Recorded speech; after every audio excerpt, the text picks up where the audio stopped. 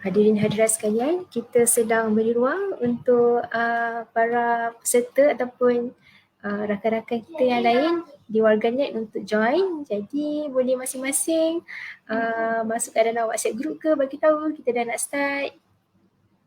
Boleh mulalah kejap lagi, insya-Allah kita bagi sedikit masa lagi untuk para peserta online.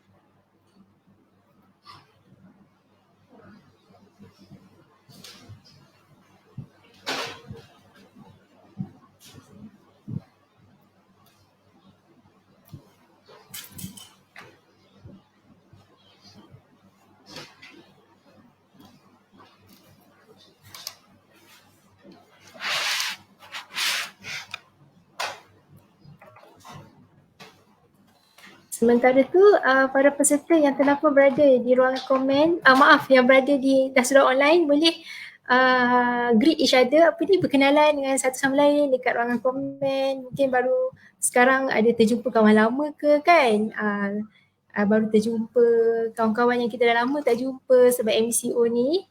So boleh ambil lah kesempatan ni di ruangan komen untuk bersapa satu sama lain.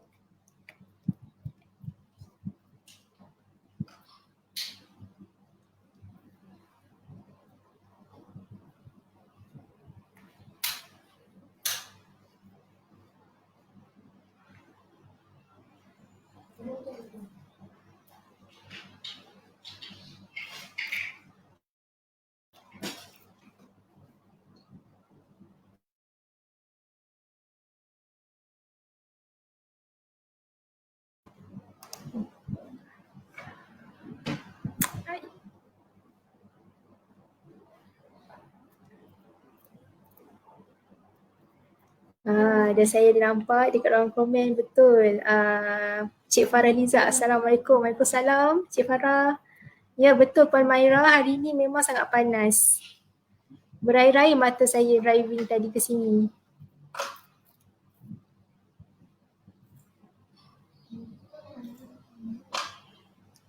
Kita bagi sedikit masa lagi, 1 ke 2 minit. Maklumlah, yelah ibu-ibu, isteri-isteri tengah-tengah hari ni baru siapkan makan tengah hari ke kan, baru lepas solat, siapkan keluarga, tak apa kita bagi masa sikit. Setakat diskaun 5-10 minit tu boleh lah, tak masalah. Boleh kita bagi reminder kepada rakan-rakan yang lain untuk join.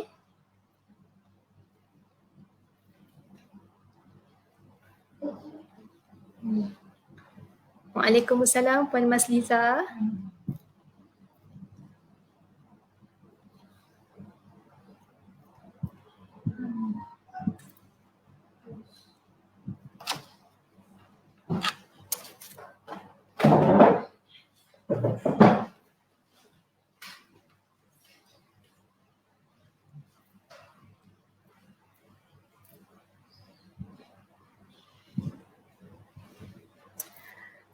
Puan Rozira, kenapa tak dengar suara? Mungkin boleh masing-masing boleh klik dekat, boleh komen dekat ruangan chat. Dengar okey tak suara saya? Okey. Saya dapat maklum malas. Ada yang okey dah? Dah okey dah suara saya didengari?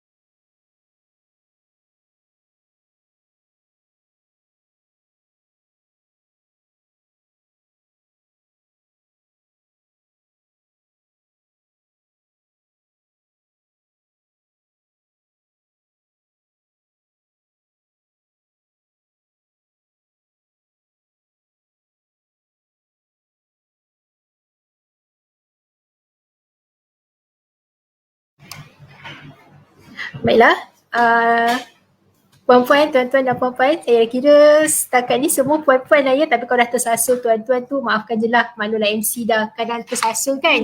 Okey, Assalamualaikum warahmatullahi wabarakatuh dan salam sejahtera semua. Alhamdulillah, assalatu wassalamu ala asyrafil anbiya wal mursalin wa ala alihi wa sahbihi ajma'in. Buat para hadirin yang bersama-sama dengan kita pada petang ini, selamat datang ke Selamat datang diucapkan ke program Wal Bicara Istimewa yang dibawakan khas dari Wanita Ikram Hulu Selangor.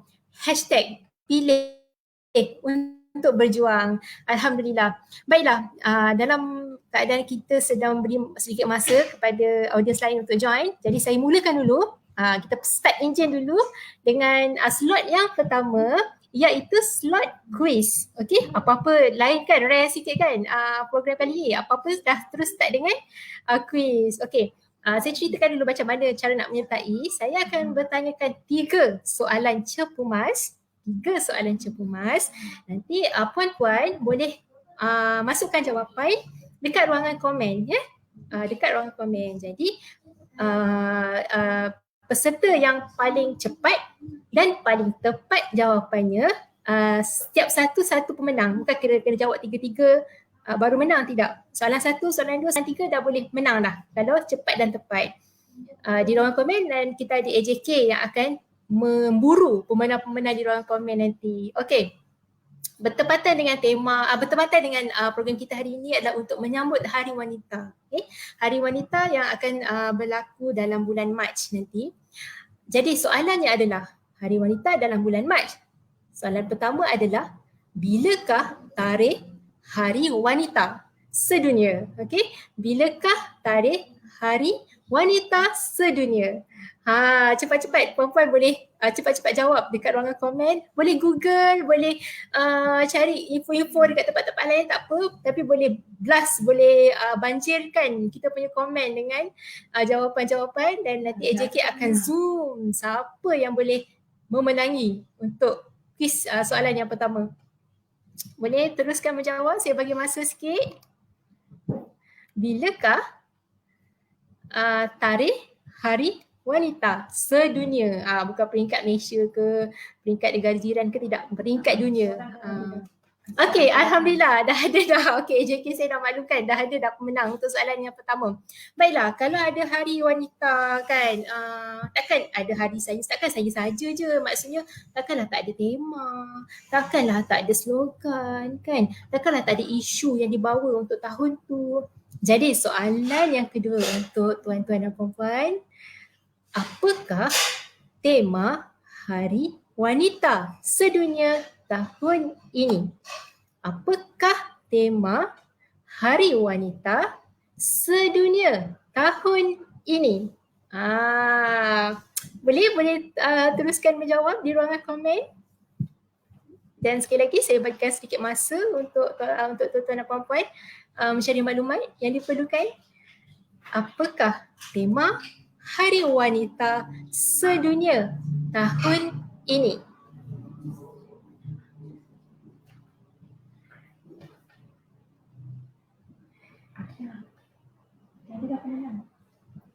Dah ada pemenang. Okey.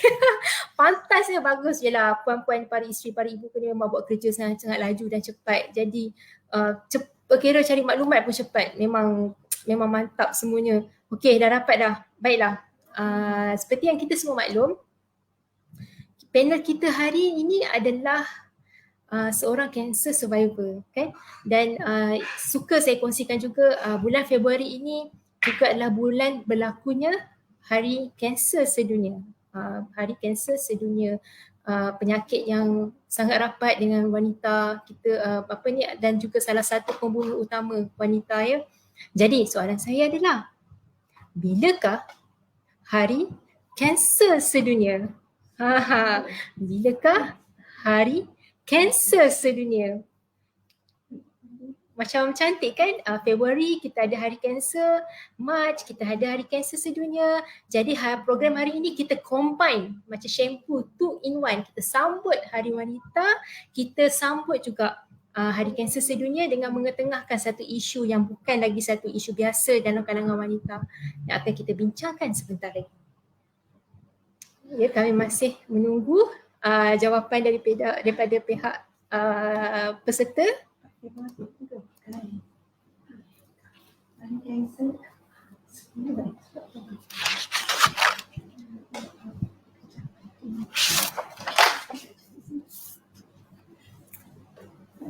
Banyak jawapan teman betul tu. Salah sih. Ramai yang jawab 4 Februari, tak apa. Kita AJK quiz macam mana, kita bagi ruang dan masa lagi ke?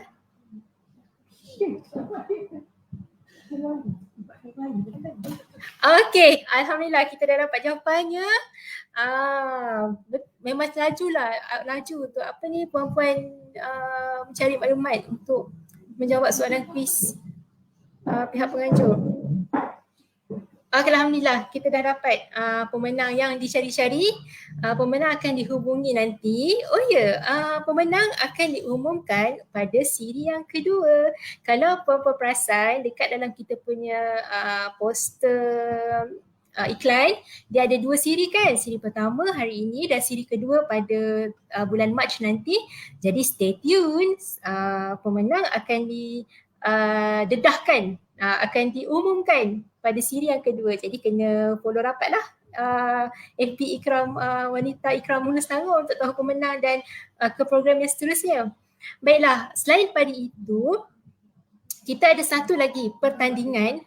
Pertandingan ini memang rare sikit, lain macam sikit, di mana pihak para peserta, puan-puan, para warganet hari ini kita membincangkan isu yang sangat berat. Bukan maksudnya kes-kes yang perlu diambil perhatian kan, dan input-inputnya nanti pun ada berunsur nasihat, inspirasi dan sebagainya. Jadi pertandingannya adalah puan-puan boleh menulis review ataupun slogan di media sosial masing-masing selepas tamat sesi nanti, dan puan-puan perlu tag Facebook Ikram, Wanita Ikram Hulu Selangor dan 3 rakan puan-puan, ya. 3 rakan puan-puan di dalam ruangan, di dalam penulisan tersebut. Penulisan terbaik akan dipilih sebagai pemenang dan sekali lagi akan diumumkan di sesi yang kedua. Jadi harap-harapnya input-input berguna yang puan-puan dapat hari ini boleh dikongsikan bersama. Tapi selain daripada berkongsi manfaat, mungkin puan-puan juga dapat manfaat apabila dipilih sebagai pemenang. Ceritalah sikit kan, kita kalau dapat baca apa-apa kita seronok nak share dengan kawan-kawan, share dengan netizen dekat kita punya Facebook tu. So boleh bercerita dekat situ dan pastikan tag Wanita Ikram Hulu Selangor, like Facebook kami. Kemudian kita AJK pertandingan akan memburu pemenangnya di sana. Baiklah, tanpa membuang masa, saya kira ruangan yang diberikan untuk warga, untuk rakan-rakan kita yang lain untuk join pun masih terbuka, nanti mereka boleh join. Baiklah, sekarang sudah tiba masanya untuk kita ke slot yang ditunggu-tunggu. Tapi sebelum tu, mari kita saksikan bingkisan khas video tentang panel kita hari ini. Nantikan.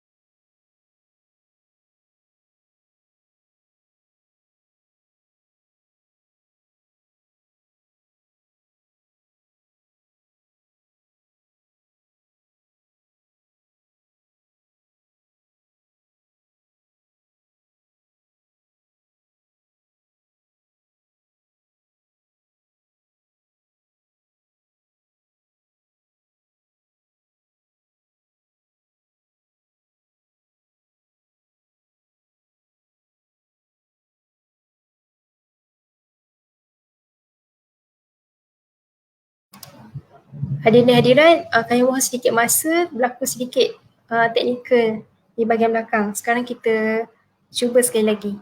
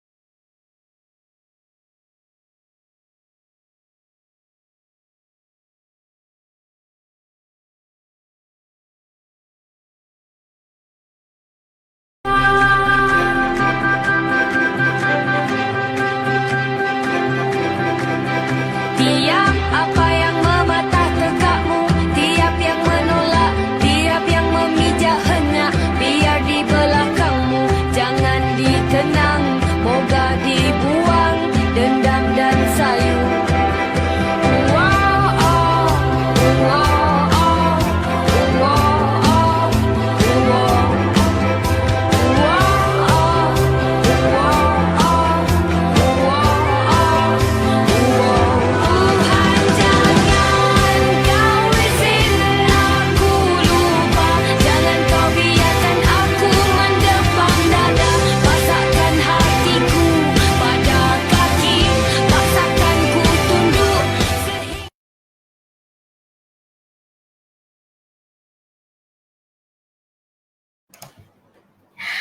Ya, inilah panel kita hari ini, Dr. Aniza Ali, Dr. Aniza Ali, Sri Bramulisi, atau lebih mesra dengan panggilan Dr. Aniza, yang berusia 47 tahun, berpengalaman dalam bidang perubatan selama 20 tahun dan antara hospital yang pernah menjadi medan perkhidmatan Dr. Aniza termasuklah PPUM, Hospital Kuala Kubu Baru, pejabat kesihatan Hulu Selangor sebelum membuka klinik sendiri pada Disember 2004.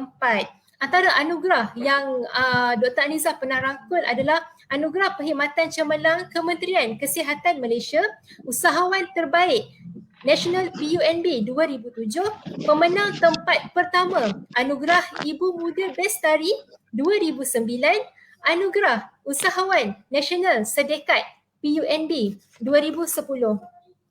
Namun hadirin hadirat yang saya hormati sekalian, siapalah yang akan sangka figura yang mempunyai persona tersendiri, aura yang sangat positif ini adalah juga seorang pejuang barah. Apa yang lebih menghiburkan adalah beliau telah berjuang dengan barah yang sama sebanyak 2 kali. Ini kerana setelah Dr. Aniza disahkan bebas dari barah itu, beliau sekali lagi diuji dengan barah yang sama 7 tahun kemudian. Oleh itu, bertepatan dengan tema untuk berjuang hari kami Wanita Ikram Hulu Selangor membawakan khas untuk semua Dr. Aniza Ali ke platform maya ini untuk berkongsi kisah, nasihat dan inspirasi kepada kita semua. Assalamualaikum Dr. Aniza di talian. Waalaikumsalam Farah dan penonton FB Live pada petang ni, boleh dengar suara saya tak? Apa khabar jelas semua? Doktor. Farah sihat? Cantik Farah hari ni. Saya kita masih di dalam suasana pandemik PKP lagi Farah ya. Jadi kerajaan mengarahkan kita supaya stay at home. So saya bersiaran dari rumah ya Farah. Harap-harapnya tak dengar bunyi ayam itik kat rumah saya ni. Puan-puan semua dah makan? Kalau dengar Penonton semua? Alhamdulillah. Okey, hari ni dah masuk hari ke-45 kalau masih ingat lagi. Sejak 13 Januari kita dalam PKP di negeri Selangor ya Farah. Kalau orang pantang tu dah habis pantang dah hari ni, betul tak? Benar doktor, kita pun tiada pilihan selain daripada perlu menjalankan semua aktiviti melalui virtual, tapi tak mengapa, tidak dapat buat semua benda bukan bermakna kita tinggalkan semua benda, kita gunakan platform yang ada, ruang yang ada, ilmu yang ada, fasiliti yang ada, kita tetap sampaikan ilmu, kita tetap sebarkan maklumat kepada semua wanita-wanita di Malaysia dan seluruh dunia. Baiklah doktor, tanpa membuang masa, kita teruskan ke slot yang seterusnya iaitu bersama dengan doktor. Saya teruskan dengan soalan yang pertama ya doktor. Boleh, silakan. Okey, mohon Dr. Aniza jika tidak keberatan untuk kongsikan pengalaman perjuangan doktor melawan kanser yang telah menyerang doktor sebanyak 2 kali dan apa perbezaan yang doktor rasa paling besar dan ketara yang dirasakan sepanjang perjalanan dalam kedua-dua perjuangan tersebut doktor. Dipersilakan. Okey, bismillahirrahmanirrahim. Allahumma salli ala Sayyidina Muhammad wa ala ali Muhammad. Assalamualaikum warahmatullahi wabarakatuh kepada Farah dan juga penganjur pada petang ini iaitu Wanita Ikram Hulu Selangor. Saya mengucapkan jazakumullahu khairan kasiran kerana menjemput saya untuk kesekian kalinya bersama dengan FB Live Wanita Ikram Hulu Selangor. Sebenarnya saya berhutang satu lagi slot pada PKP yang lepas. Saya ada satu lagi slot kesihatan, ceramah kesihatan, tapi malangnya kita belum lagi dapat untuk bersama. Alhamdulillah walaupun dalam suasana new norma ataupun norma baru, kita masih boleh lagi bertemu di dalam maya secara digital. So ada yang mungkin pernah dengar dah cerita saya ni, dah jemu dah kot saya ulang-ulang, bukan baru ya. Saya kenalkan diri saya dahulu, nama saya Nur Aniza. Saya bertugas di Pusat Rawatan AMC Bukit Sentosa. Ya, kalau yang pernah dengar cerita saya sebelum ni, saya ulang semula lah supaya menjadi inspirasi kepada yang baru jugalah. Ada beberapa perkara yang saya akan kongsikan sebagai tambahan kepada cerita saya. Jadi alhamdulillah saya kena ucapkan kesyukuran kalau tak sebab saya kanser agaknya saya tak adalah kot pada petang ni. Semenjak lebih kurang 17 tahun dahulu pada 17 tahun belum, 14 tahun yang lepas pada tahun 2006, ketika itu umur saya baru 32 tahun. Saya memeriksa sendiri payudara semasa mandi dan saya bertemu dengan satu ketulan ganjil. Ketika tu saya tak lengah, saya terus pergi berjumpa dengan pakar. Dan pakar telah membuat satu ujian, nama dia biopsi fine needle aspiration dan menghantar ke makmal. Lalu pada keesokan harinya disahkan bahawa sel yang terdapat di ketulan tu adalah sel kanser. Masa tu saya baru ber-32. Saya baru mulakan perniagaan saya klinik, saya baru buka 2 tahun. Anak-anak masih kecil lagi. Saya tak boleh terima keadaan tu Farah. Saya rasa sekarang ni saya tenang untuk bercerita. Masa tu memang saya menangis hari-hari. Sama macam orang lain apabila terdengar doktor memberitahu ada kanser ni, saya rasa macam nak mati. Saya siap beritahu suami cari mak baru untuk anak-anak. Sekarang tak adalah cakap lagi dah. Masa tu je. Buat wasiat masa tu sebab kita rasa down sangat.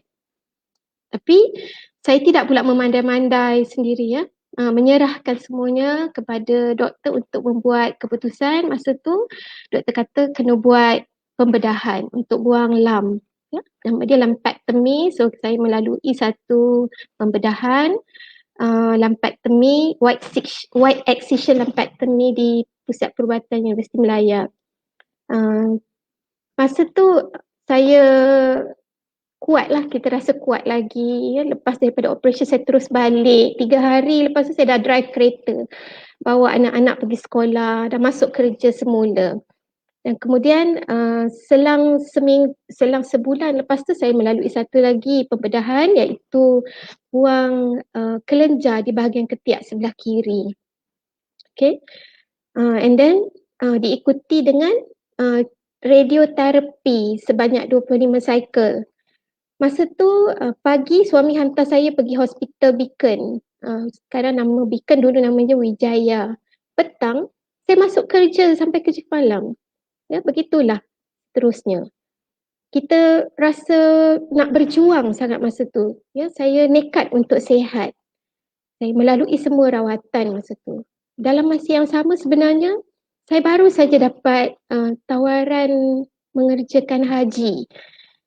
Jadi perasaan masa tu bercampur baur. Saya merasakan mungkinlah ini kafarah daripada Allah untuk membersihkan dosa saya sebelum Allah jemput saya pergi ke rumah dia. Saya tak pernah pergi lagi ke Tanah Suci masa tu. Saya tak pernah pergi umrah pun sebelum tu. Jadi peluang ni saya memang kata saya nekat, saya nak sihat supaya saya dapat menunaikan fardu haji. Hampir lagi saja saya nak batal ataupun saya nak tunda. Saya pun cuma dapat pergi kursus persediaan pergi haji itu cuma 2 kali saja. Ya, so pergi tu macam zero knowledge, tapi disebabkan ya Allah cuit kita dengan satu ujian ni. Jadi perasaan bila kita nampak Kaabah, bila kita solat ya di depan Kaabah tu, di tempat mustajab doa, syahdunya di dalam hati ya, kita rasa macam kita bercakap direct dengan Allah masa tu. Jadi kembalinya saya daripada haji, alhamdulillah lah completed lah, walaupun dengan baru sahaja melalui rawatan. Kembalinya daripada haji, alhamdulillah saya sihat ya. Saya bertugas, saya join support group dan saya buat support group saya di Bukit Sentosa ni, dan sehinggalah pada tahun 2013 ya Farah, masa tu doktor pakar dah sahkan saya ni bebas daripada kanser.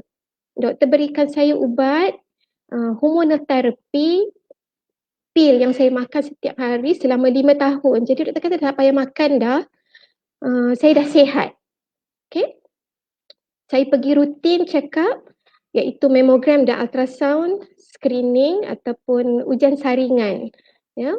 Dan doktor pakar mendapati ada image 0.6 cm yang sangat suspicious ya, seperti kanser tu berulang. Doktor kata dulu saya cuma stage 1 dan peratus untuk kanser tu berulang hanya 1% sahaja.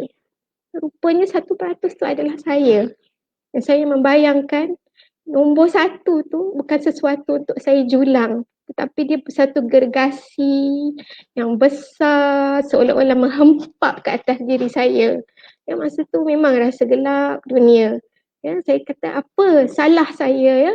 Dan mana yang tak betul lagi? Saya tak ada siapa dalam keluarga yang ada kanser.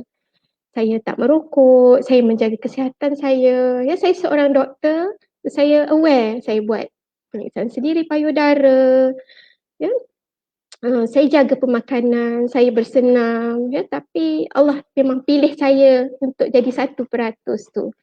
Dan sekali lagi doktor menyarankan untuk buanglah ketulan tu, tapi selepas dikaji semula, doktor takut akan berulang kali ketiga dan kali keempat, doktor memutuskan untuk buang seluruh payudara dan saya diberi tawaran untuk menukarkan ya dengan implan silikon. Jadi waktu tu 17 Ramadan saya melalui pembedahan selama 6 jam lamanya. Ya. Jadi sakitnya pun berbeza sedikitlah berbanding dengan kali pertama. Selepas daripada pembedahan tak boleh lagi buat radioterapi. Saya cuma diberikan ubat supaya saya menopause awal. Ya, ubat tu dalam bentuk suntikan ditanam di perut. So doktor bagi saya sendiri sebab dia kata kamu kan doktor kan, so kamu cucuk sendirilah. Boleh tahan besar jarum dia untuk cucuk sendiri di perut. Okey, macam tadi Farah tanya apa perbezaan. Pertama sekali saya nak cerita tentang apa persamaan kali pertama dan kali kedua. Ya, orang kata macam mana doktor pun boleh kena ya. So, jadi doktor pun tak kebal, doktor pun tak imun. Pertama kali saya kena umur 32, kali kedua saya kena umur 39. Jadi pada pandangan doktor, hormon wanita saya masih tinggi lagi ketika tu. Sebab tu saya kena, dan saya kena di payudara yang sebelah sama ya, sebelah kiri juga. So perbezaan dia, kali pertama saya periksa sendiri, saya boleh rasa sendiri. So pentingnya pemeriksaan sendiri payudara. Kali kedua pula, bezanya saya pergi buat ujian saringan. Ya, ujian saringan untuk wanita payudaranya perlu dibuat ultrasound dan buat mammogram ya. So tanpa ujian saringan tu tak mungkin saya boleh jumpa. 0.6 cm terlalu kecil ya Farah ya. Memang tak rasa langsung dan saya sangat sihat ketika tu. Jadi wanita di luar sana walaupun anda sihat ya tak boleh merasa apa-apa ketulan. Penting sangat untuk buat ujian saringan mammogram ni. Yang keduanya perbezaannya adalah bentuk rawatan. Iaitu yang pertama kali doktor hanya membuang sedikit sahaja iaitu lumpectomy dan boleh conserve ya breast saya. Saya masih ada lagi bentuk breast seperti yang sama. Okay. Dan doktor telah membuang sebahagian daripada kelenjar di bahagian ketiak saya. Kali kedua, doktor kata tak boleh dah buang sikit-sikit. Doktor kena buang keseluruhan payudara. Jadi masa tu keputusan yang sangat besar ya nak buang payudara ni. Dia satu anggota yang kita dah simpan ya. Kita berada bersama dengan dia sekian lama, tiba-tiba nak buang. Dan Alhamdulillah ya, untuk pada tahun tu dah ada teknologi ataupun kaedah menggantikan payudara tu dengan pembedahan rekonstruksi. Ya, rekonstruksi ni boleh dapat daripada kulit ataupun tisu otot di bahagian badan yang lain. Contohnya di perut, dipanggil cramp flap ataupun di bahagian otot belikat untuk digantikan payudara tu. Macam saya, doktor tawarkan guna implan silikon. Okay. Dan kemudian yang ketiganya adalah rawatan hormonal. Kali pertama dulu cuma pakai pil selama 5 tahun, tapi kali kedua ni saya terpaksa cucuk dan menyebabkan diri saya menopause. Itu perbezaannya Farah.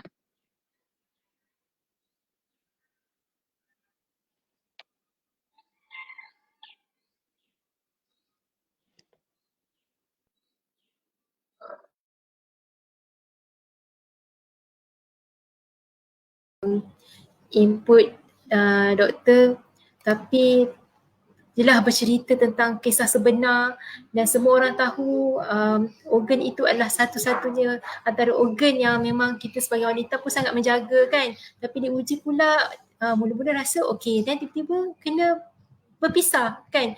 Memang satu ujian yang tamparan yang sangat hebat. Jadi perjalanan doktor cerita tadi pun kita semua dah dapat rasa dia punya hibah dan dia punya pilunya nak menghadapi ujian itu. Nak tak nak doktor seorang ibu, doktor seorang isteri. Untuk kuat itu bukan satu pilihan tapi satu kemestian kan doktor.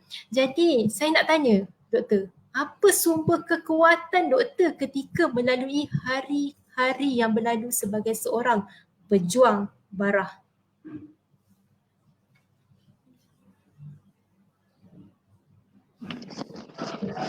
Nampak je saya macam ni ya Farah ya, nampak macam kuat tapi sebenarnya ya, saya tak ada daya dan upaya ya. Especially bila kena kali kedua tu kita rasa macam Allah tu sajalah yang kuat ya, Allah tu sajalah, Allahu Akbar kita kata ya, innalillah, macam kita tak ada daya dan upaya.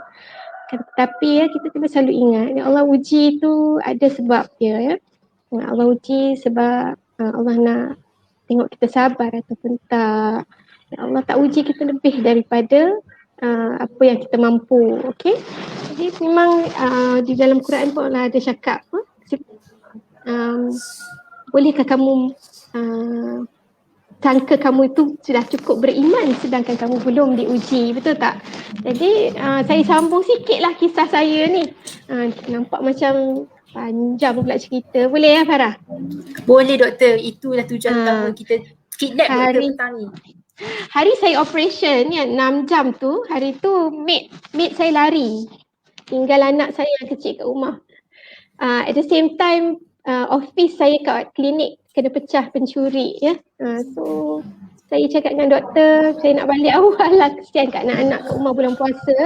Tak ada siapa kat rumah. So, saya minta balik awal. Ya.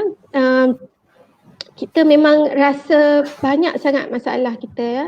Lepas 3 minggu saya operate, saya rasa macam dah okey, kuat sikit. Saya kejar nak angkat kain dekat ampaian, masa tu hujan, saya jatuh masuk longkang, penutup longkang pula timpa atas kaki saya patah. Masa tu memang drama sikit lah, saya kesot dalam hujan basah-basah tu, panggil semua orang tak dengar sebab hujan. Jadi kaki saya patah, saya terpaksa di simen. Saya tak boleh nak pakai topang sebab luka pembedahan belum baik sepenuhnya. Saya terpaksa naik kursi roda selama 3 bulan sampai tulang saya betul-betul bercantum. Dia orang nampak, duk tanya doktor kursi roda, ingatkan macam teruk sangat je ni, macam nak mati katnya. Jadi bertimpa-timpa lah kalau nak diikutkan. Kita rasa macam apa sebenarnya Allah nak sampaikan kepada kita masa tu ya, pada saya. Lepas daripada saya menopause, diberikan ubat supaya saya menopause, dipanggil chemical menopause, saya pernah tumpah darah sampai pucat dan terpaksa dimasukkan semula ke bilik pembedahan untuk buat DNC. Dan pada tahun 2018 ya, masa tu saya ada kemalangan kecil, implan saya koyak, ya, pecah. Bukanlah pecah macam orang nampak kat dalam YouTube tu, terburai tu, taklah, dia koyak sedikit lah tapi sakit jugalah. Ya, jadi kita pun saya pun merasakan ada hikmah yang Allah nak bagi pada saya. Saya ingat balik ya, satu lagi ayat Quran yang mengatakan bahawa kalau kita serahkan pada Allah tu, Allah akan beri kita jalan keluar dengan cara yang tak disangka-sangka. Betul ya? Dan Allah telah memberikan saya ramai orang yang baik-baik di sekeliling saya. Ya akhwat, penonton sekalian mungkin kenal Kak Salmi, Kak Hanita, ya, mereka pernah temankan saya pergi hospital dulu. Ya, sahabat saya Nur Afidah pernah temankan saya pergi hospital juga. Ya, staf-staf saya di pusat rawatan AMC ramai yang membantu saya, menggantikan saya, doktor-doktor yang menggantikan saya, ya, menjadikan saya boleh berehat di rumah, merawat diri, tak perlu nak bimbang lagi tentang perkara yang lain. Ya, suami dan anak-anak juga sangat memahami. Jadi pada saya ya, kalau kawan-kawan semua positif ya, apalah saya ni, ya Allah tu sangat sayang dengan saya. Mereka lah sumber kekuatan saya, Farah. Nikmat Tuhan yang mana yang perlu saya dustakan.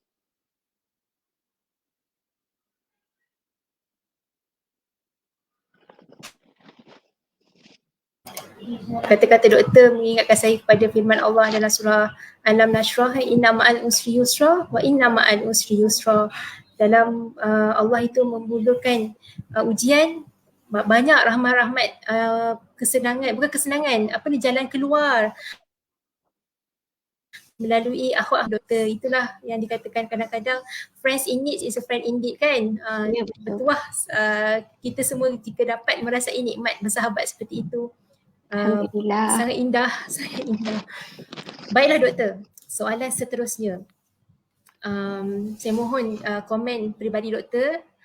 Setelah doktor diserang kanser kali kedua, adakah doktor ada mencuba rawatan alternatif atau kalau bahasa orang masyarakat mungkin sebut sebagai perubatan Islam, kerana apa pendapat doktor kepada para pesakit lain, tak kisahlah kanser yang sama atau kanser lain, yang terus menolak perubatan hospital, perubatan moden ini, dan kerana terlalu taksub dengan perubatan alternatif. Mereka terus tolak perubatan moden kerana terlalu taksub dengan perubatan alternatif. Pandangan dan komen doktor. Okey Farah, ya, berkaitan dengan rawatan alternatif ya, ataupun cara kampung lah orang cakap saya ingin memetik satu kaji selidik oleh seorang pakar pembedahan pakaian sepayudara iaitu Profesor Yip Cheng Ha di Universiti Melaya, mengatakan bahawa rakyat Malaysia tak kira apa bangsa pun, Melayu ke Cina ke India ke, lebih kurang sama je, kebanyakan pesakit kanser payudara telah menangguh rawatan di hospital selama 6 bulan hingga 1 tahun. Lama ya, baru pergi jumpa doktor dekat hospital. Pada ketika dia orang jumpa doktor, sakit tu dah melarat. Sebab tu atuk dengan nenek kita zaman dulu, dia tak nak pergi hospital sebab dia kata kalau aku pergi nanti cuma mati punya. Ya, jadi faktor kenapa mereka lambat ataupun lewat pergi ke hospital adalah sebab mencari rawatan lain ya sebelum nak pergi hospital tu. Iaitu bahasa Inggerisnya adalah alternative treatment. Okey. Jadi saya ingin kongsikan pengalaman peribadi saya berkenaan dengan apa yang Farah sebut tadi tentang rawatan Islam atau rawatan alternatif. Of course kita sebagai umat Islam kita harus percaya bahawa Allah tu dengan sifat Asmaul Husna-Nya juga dia adalah Ashfa ya. Allah itu Maha menyembuhkan. Dan di dalam Quran itu sendiri ada menyebutkannya Quran itu adalah satu mukjizat di mana ia adalah penawar dan rahmat kepada orang mukmin. Ya, dan ada beberapa ayat-ayat Quran, doa-doa maksud oleh nabi-nabi terdahulu ya untuk diamalkan oleh pesakit kanser especially. Saya juga tak tinggalannya dibawa oleh sahabat-sahabat yang sangat prihatin dengan saya. Ya, yang di luar sana, bukan di dalam Ikram pun ada juga ya yang bertanyakan, Dr. Haniza nak tak saya bawa pergi ke perawat? Ya, dia ni ustaz yang dia gunakan ayat-ayat Quran aja. Ya, saya ketika tu menjadi pesakit ni, kita apa sajalah yang boleh. Ya, kita dengar orang kata, dia tu dah ramai orang yang sihat lepas jumpa dia. Biasa dengar kan Farah kan? Ramai orang sihat lepas jumpa dengan ustaz ni. Jadi kita pun take chance. Kita nak sihat juga. So kita kata okey lah, bawa lah saya. Ya? Tapi berhati-hati. Ya? Dalam kebanyakan perawat yang saya jumpa, contohnya seperti Tuan Guru, Ustaz Lokman, Ustaz Syarhan, semua tanya saya dulu, dah pergi jumpa doktor ke hospital ke belum? Yang itu betul, tak apa. Ya? Tetapi ada juga ya saya terjebaklah dengan sahabat saya yang bawa berjumpa dengan perawat yang kononnya menggunakan nama ustaz, menggunakan ayat-ayat Quran, tetapi akhirnya menasihatkan saya dengan keris dan limau di tangannya, ya nak suruh saya mandi tu ini, ya menanam kain kuning dan sebagainya. Saya rasa ya ini dah menyimpang pula, ya. Dan kemudian dia yang cakap, oh ini orang buat ni dah menimbulkan satu rasa yang tak sedap di dalam hati kita ya. Takut kita jadi fitnah pula, kita memfitnah orang lain secara membuta tuli. Okey, kita takut nanti bila kita sihat nanti kita akan rasa macam, oi sebab aku pergi jumpa ustaz tu lah aku jadi sihat. Ya, nanti macam jauh menyimpang ataupun lari daripada iktikad kita bahawa yang menyembuhkan itu adalah Allah Subhanahu Wa Taala sebenarnya. Ya, kita takut ya. Nabi pun cakap pada siapa yang percaya kepada rawatan selain daripada rawatan Islam ataupun ruqyah, maka Allah tak terima amalan. Rugi ya, Farah, betul tak? Kita takut nanti tiba-tiba Allah ambil nyawa kita masa tu dalam keadaan kita keadaan kita syirik ataupun Allah tidak redha kepada apa yang kita lakukan. Nauzubillah.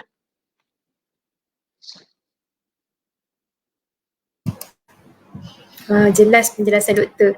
Maknanya bukanlah tidak salah. Ia salah satu cara juga mendapatkan rawatan, tapi bukanlah meninggalkan semua dan carilah perawat-perawat yang betul. Maknanya perawat-perawat yang juga mengiktiraf perubatan model perubatan hospital itu masih satu kewajipan yang perlu dilalui oleh setiap pesakit ya doktor. Baiklah. Ya, itu dari segi rawatan doktor. Sekarang kita tak boleh nafikan, kita tak boleh lari dari soalan ini. Hari ini masyarakat disogokkan dengan lambakan produk-produk kesihatan, produk-produk makanan tambahan, produk-produk makanan sampingan lain yang saya nak sebut ni pun tak sedap, tapi perlu sebut juga yang overclaim dari segi keberkesanannya, yang kadang-kadang kita tak dapat lari daripada kita rasa, bagaikan mereka ini mengambil kesempatan ke atas kesempitan dan kesakitan orang lain. Mengambil Ya, kesempatan tu dari segi kesakitan orang lain dengan menjual produk-produk ini, doktor. Saya perlu juga tanya pendapat dan pandangan doktor tentang isu ini. Ya Farah ya, dan penonton FB Live ya pada petang ni, Alhamdulillah ya, kita orang Melayu ni semangat tentang produk produk tempatan ni sangat kuat ya.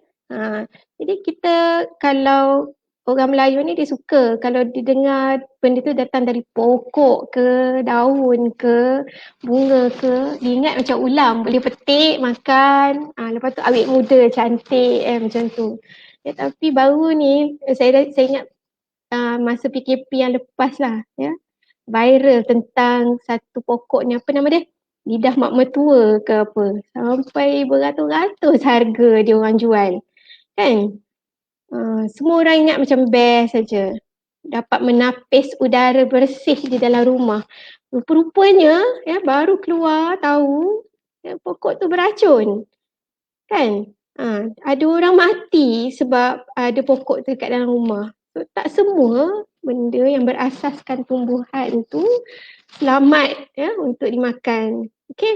Jadi orang sekarang suka cakap kata kalau ubat hospital ya, ubat daripada doktor tu sama juga dengan konspirasi Yahudi ataupun Dajjal. Ya, tapi jangan lupa sebenarnya ramai ilmuwan agama kita ya, daripada zaman dahulu lagi, contohnya seperti Ar-Razi, seorang virologist, lagi Az-Zahrawi, pakar pembedahan yang terkenal di zaman pertengahan, dan juga kalau tak pernah dengar lah ya, ni Ibn Sina ataupun Avicenna telah diiktirafkan, telah diangkat oleh masyarakat barat sebagai bapa perubatan. Kita yang kat Malaysia ni ilmu tak banyak sangat, tapi mengharamkan semua ubat-ubatan. Ya, macam baru ni Pfizer telah mengeluarkan vaksin COVID. Rupa-rupanya yang mencipta vaksin tu siapa dia? Dr. Sahin dan isterinya, Dr. Turki, Muslim, ya, Muslim Germany yang berasal daripada Turki. Jadi kita ni nak pukul rata, kata semuanya tak elok ubat hospital. Walhal ya, kita kena tahu ubat-ubatan ataupun suplemen ada kalanya tak semuanya baik ya untuk pesakit kanser lah, especially doktor pakar onkologis telah membuat kajian bila makan ubat suplemen semasa mengambil rawatan kemoterapi, ya, ubat suplemen ni dia boleh menyebabkan berlakunya interaksi antara ubat kemoterapi dengan suplemen tadi. Kenapa ya?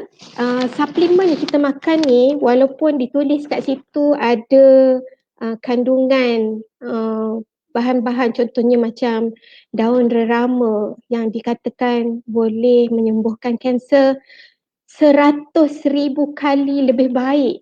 Saya pun tak tahu, saya pernah dengar lah ya, daripada kemoterapi.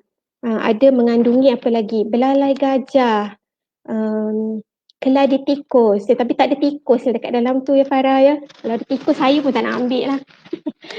Okey, jadi cuma sebahagian kecil dan tak ada siapa pun tahu berapa banyak dos ubat tu yang boleh sebenarnya menyembuhkan kanser. Mungkin ada bahan lain yang dimasukkan ke dalam ubat-ubatan ni yang berinteraksi pula dengan bahan kemoterapi yang diberikan oleh doktor di hospital. Jadi ubat ni menyebabkan metabolism ubat kemoterapi jadi haywire, ya, jadi terganggu. Ubat yang sepatutnya membunuh kanser di dalam badan kita yang diprescribe oleh doktor hospital tu menjadi rendah. Okay? Dia tak ada di dalam badan, semua keluar ya, sebab ubat yang kita makan suplemen tadi, dia nak membuang, kononnya membuang kanser, so ubat kemo pun terbuang juga. Ya, metabolism terganggu, perkumuhan ubat tu terganggu. Ya, jadi tak berkesan langsung kemoterapi tu. Jadi kita mengatakan, oh ubat hospital tu tak berkesan. Rupa-rupanya sebab diambil bersama-sama dengan kemoterapi. In fact, ada juga vitamin ataupun antioksidan yang dimakan oleh pesakit kanser dalam dos yang tinggi. Konon-kononnya ya, dia kata makanlah antioksidan ni supaya dapat melindungi ataupun protect sel-sel yang bagus di dalam badan. Rupanya, dia protect sekali sel kanser tu, Farah. Jadi kenapa nak protect sel kanser? Kita nak nyahkan, kita nak hapuskan sel kanser tu. Tapi sebab kita makan ekstra antioksidan ni secara berlebihan, sel kanser yang kita nak musnahkan tadi dengan radioterapi dilindungi oleh antioksidan yang kita makan suplemen tadi. Okey? Jadi berhati-hati dengan penggunaan suplemen. Ya. Kementerian Kesihatan Malaysia bersama dengan Jabatan Farmaseutika sejak 10 tahun lalu telah membuat kaji selidik mengatakan bahawa lebih kurang 30% pesakit kanser ni dah consume bahan alternatif, ya, dan meningkatnya consumption atau penggunaan bahan alternatif dalam 2 tahun kebelakangan ni sampai ke 60 hingga 65%. So sangat membimbangkan. Ya, mereka tak ada knowledge ya tentang apa dia interaction ataupun interaksi antara ubat dengan rawatan kemoterapi. Yang menyedihkan lagi apabila dia stop terus. Oh, saya tak nak ambil lah kemo. Nanti gugur rambut. Ya, nanti badan saya jadi lemah. Saya nak makan ubat alternatif ni sahaja. Sangat menyedihkan. Kita ada rawatan yang sangat accessible di hospital. Percuma untuk rakyat Malaysia yang ada MyKad. Kita tak perlu nak buang duit, nak beli rawatan suplemen. Especially ya, saya dengar ada yang sampai bergolok gadai, meminjam sana sini sebab nak beli ubat alternatif, pergi rawat alternatif yang mahal beribu-ribu ringgit dan tak ada kajian yang menunjukkan keberkesanan ubat-ubat ini. Jadi berhati-hati. Akta ubat-ubatan telah diperketatkan ya baru-baru ini menyebabkan sesuatu produk ataupun pengeluar produk tu boleh didenda sebanyak RM100,000 ataupun penjara 2 tahun sekiranya mereka menuliskan di atas produk tu overclaim ya ataupun dikata boleh menyembuhkan semua jenis penyakit. Ada 20 penyakit yang dinyatakan oleh Kementerian Kesihatan Malaysia dilarang digunakan di dalam iklan produk, salah satunya adalah kanser. Ya, so jadi tak boleh ya. Tolong jangan syorkan kepada pesakit-pesakit kanser ni produk-produk yang tak tentu lagi keberkesanannya. Kalau misalnya nak bagi percuma secara ikhlas tak apa, Farah. Nak suruh jual, nak suruh beli ni. Dah lah sakit. Duit tak ada, nak pergi hospital lagi ya, nak pergi, ada ibu tunggal seorang ni nak ambil Grab lagi nak pergi ke hospital. Tiba-tiba ada orang suruh beli pula produk-produk yang beratus-ratus ringgit tu. Kesian saya tengok. Ya, terpaksa meminjam. Okey. Jadi pada saya lah, bukan tak boleh ambil suplemen. Ya, Farah, ya, tipulah kalau saya kata saya tak ambil langsung. Tetapi rujuklah dulu dengan pakar di hospital sama ada sesuai ataupun tak. Dan selesaikanlah dulu semua rawatan, kemoterapi, radioterapi, hormonoterapi tu yang disyorkan oleh doktor. Kemudian barulah ambil. Okay? Cukuplah dengan makanan sihat, ya, senaman, ya, vitamin yang biasa didapati oleh doktor-doktor prescribe di hospital, contohnya vitamin C, vitamin B, multivitamin tu dah cukup dah sebenarnya. Ya, Farah? Sangat menyeluruh komen doktor. Bermakna bukan kata tidak boleh langsung, bukan bermakna kita bermusuh, tidak, tapi buatlah bacaan yang lebih, dapatkan info yang betul. Sebab saya teringat satu pepatah, harapkan pagar makan padi. Kita harapkan ubat itu menyembuh, tapi rupanya ubat itu yang melindungi sel kanser daripada dibunuh, daripada dibuang. Jadi sangat bahayalah. Lepas tu datang pula golongan-golongan ini terus bagi tahu rawatan hospital tak berkesan dan mempunyai konspirasi-konspirasi yang tidak sepatutnya kita fitnah. Ya, kita dipesan supaya berhati-hati dengan fitnah dajjal semua tu, tapi kita pula pergi fitnah dajjal, kata tu dia punya konspirasi, padahal tiada sangkut paut sekalipun ya. Dan diharapkan penjelasan doktor ini dapat membuka mata kita semua masyarakat untuk membuat research ataupun bacaan yang lebih, dapatkan nasihat yang betul dari orang yang betul di tempat yang betul. Baru kita buat keputusan untuk ambil apa-apa bawa masuk dalam badan kita. Badan tengah sihat, kalau yang tengah sakit lagilah kesan dia akan buruk kan. Jadi doktor, dia berkesinambungan pula dengan soalan yang seterusnya. Jadi apa yang kami sebagai kita individu yang mungkin tidak diuji dengan bara, tetapi diuji dengan orang berada dengan orang terdekat dengan orang bara. Kita sebagai orang terdekat yang diuji dengan bara doktor. Jadi apa yang kita semua dapat buat untuk bantu mereka yang diuji dengan ujian sebegini, sebab ujian sebegini tidak pasti ada satu titik dalam kehidupan membuatkan mental koyak, kestabilan emosi terganggu kan, berkocak segala ketenangan para ibu, para isteri, para seorang wanita ini. Apa yang kami dapat buat doktor? Mungkin doktor boleh kongsikan kepada kami. Okay, Farah dan penonton FB Live pada petang ni ya. Bila kita rasa macam apa yang kita nak buat kalau ada orang lain kena. Tapi Farah ya, kita kena ingat bahawa kita sendiri tak terkecuali. Betul tak? Apa jadi kalau kita sendiri yang jadi pesakit kanser? Macam mana nak buat? Ya, takkan sama ya setiap orang tu. Alright. So pesanan saya yang pertama kepada pesakit kanser tu sendiri, terutama sekali wanita lah ya. Wanita ni selalunya dia lupa. Dia ingat anak dia dulu. Macam saya lah dulu kan. Dia ingat anak kecil lagi 6 tahun. Yang sulung baru 6. Yang kecil baru 2 tahun. Mesti ingat anak tu. Siapa nak jaga. Kalau dia tak ada, siapa nak masak kat rumah. Siapa nak hantar pergi sekolah. Sama macam saya dulu. Kita put ourselves last. Ya? Kita tak fikir pun diri kita. Ya? Ada yang sanggup tak pergi ke hospital sebab pada dia tak apalah. Ya, kita ni boleh tahan lagi. Betul tak Farah? Ya, mak-mak selalu macam tu. Boleh bertahan.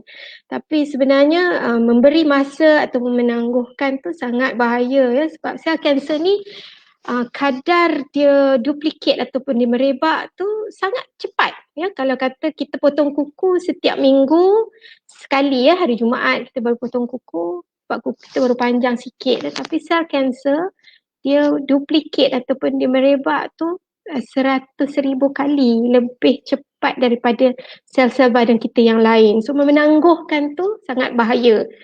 Jangan tangguh nombor 1. Rasa je ada benda abnormal terus jumpa doktor. Okay, jangan simpan pergi jumpa doktor bomoh lah rawatan lain ya. Kita dengar orang lain cakap kata jangan pergi hospital lagi. Ya, dapatkan rawatan di tempat lain dulu. Kena sayang diri sendiri dululah Farah. Self love atau self compassion tu kena ada. Okay. Tak perlulah nak lama-lama nangis kat tepi bucu katil tu ya. Saya nangis juga dulu tapi tak payah lama-lama. Nangis sekejap, tak payah ada drama bersiri sampai 20 siri hari-hari nak tiap kali nak menangis saja ya, bengkak-bengkak mata, sakit badan sebab menangis. Padahal sebelum kena kanser, sebelum doktor bagi tahu kanser tu sihat aja ya, macam saya dululah. Kanser tu cuma kecil 2 cm. Tak sakit apa pun ya. Tapi bila tersebut aja ada big C dekat situ, masa tu sakit tu bukan dekat breast ya Farah. Sakit tu kat mana? Sakitnya tu di sini. Di sini. Ya, bukan dekat tempat yang ada ketulan tu tak sakit pun sehinggalah doktor buat biopsi dan juga operation barulah terasa sakit. Jadi sakit tu lebih di hati ya, di perasaan dan emosi kita sakit. Jadi rawat cepat-cepat. Ada ramai wanita yang bergantung kepada keputusan sang suami. Yang ini saya nak tekankan kat sini. Okay, dekat hospital, kalau doktor nak buat pembedahan, dia minta sign siapa? Farah selalu kalau Farah tahulah, siapa yang sign? Diri sendiri sepatutnya ada hak untuk sign, doktor.